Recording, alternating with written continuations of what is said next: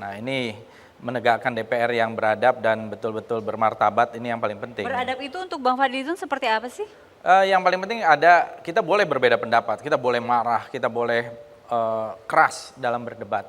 Tetapi jangan sampai kemudian ada yang mukul gitu ya, ada yang mijit-mijit gitu ya, atau membalikan meja. Nah itu. Yang kemarin ya. ada beberapa yang membalikan meja, terus ada yang mijit-mijit, itu nggak beradab itu. Ya, Itu langsung itu menolak. kurang bermartabat buat kita juga. Ketika melihat ada UU MD3, Perpu Pilkada gitu. Ini awalnya digodok di DPR, sudah setuju, lempar ke MK, udah gitu dibalikin lagi. Ini kok sepertinya DPR ini seperti main-main gitu, main-main ketika ada kesepakatan, ada deal, revisi lagi, seperti menggampangkan undang-undang gitu loh Bang. Iya, sebenarnya nggak gampang juga, prosesnya juga sulit gitu ya.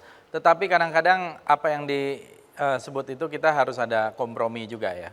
Karena tidak ada kemajuan tanpa satu kompromi juga, dan kita melihat bahwa yang paling penting itu masih dalam koridor undang-undang dasar, konstitusi. Nah kalau udah melanggar konstitusi baru, tapi kalau sekedar teknis, misalnya karena ada penambahan atau koreksi karena ada pasal-pasal yang ada repetisinya gitu. Nah itu boleh deh. Tetapi kalau misalnya kalau sudah keluar dari jalur, misalnya undang-undang dasar mengatakan demikian, tapi undang-undang di bawahnya tidak, nah itu saya kira baru salah.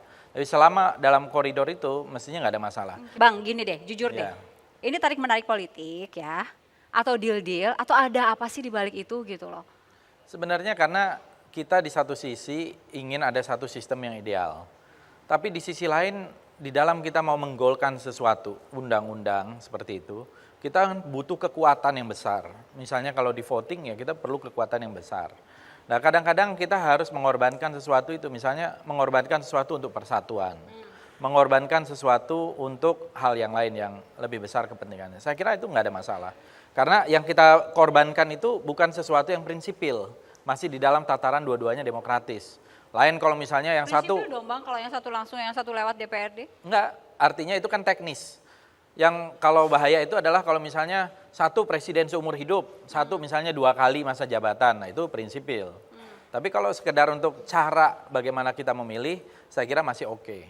Dua-duanya pernah kita lalui, dua-duanya bisa bagus, bisa demokratis gitu. Pertanyaannya, ketika sudah ada pertemuan di Cikeas begitu, di sana apa sih yang dibicarakan dalam arti sampai akhirnya ya udah deh kita dukung Perpu gitu. Padahal sebelumnya begitu gencar bahwa tidak akan dukung Perpu gitu. Sebenarnya kalau kita boleh lihat sedikit ke belakang, waktu awal Oktober kita udah sepakat oke, ini ada Perpu dengan 10 syarat yang waktu itu disampaikan dan kelihatannya oke lah kita melihat ini 10 syarat ini juga bagus, bisa mengakomodir dan masih dalam koridor, kita sudah setuju.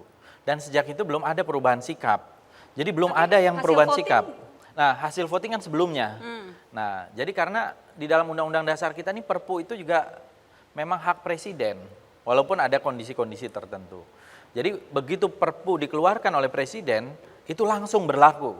Dan DPR kemudian nanti menerima atau menolak pada masa sidang berikutnya. Jadi walaupun kemarin masa sidang pertama kita bisa ada waktu, tapi tidak bisa dilakukan karena Undang-Undang Dasar 45 mengatakan harus dibahas pada masa sidang berikutnya.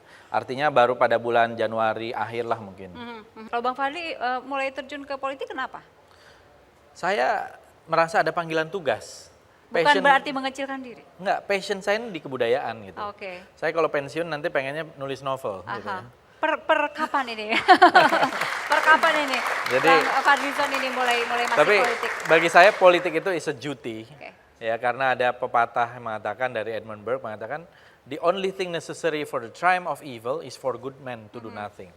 Jadi kalau orang baik-baik ini diam saja, tidak masuk dalam politik, orang-orang yang punya niat jahat mungkin yang masuk di dalam politik dan ya politik kita seperti itu jadinya gitu. Jadi saya merasa terpanggil karena saya ya ingin ikut merubah keadaan, ingin menjadikan Indonesia ini lebih baik. Ada panggilan gitu ya. Dan tapi kalau saya egois, passion saya sebenarnya dari kebudayaan, gitu loh. Saya lebih suka dengan dunia intelektual, dunia kebudayaan, seni, sastra, gitu ya. Bang Fadlizon ini kan sebelum ke Gerindra sempat ke beberapa partai politik kan? Sebenarnya saya ikut mendirikan dulu di Partai Bulan Bintang, ya, tapi tidak ada kecocokan.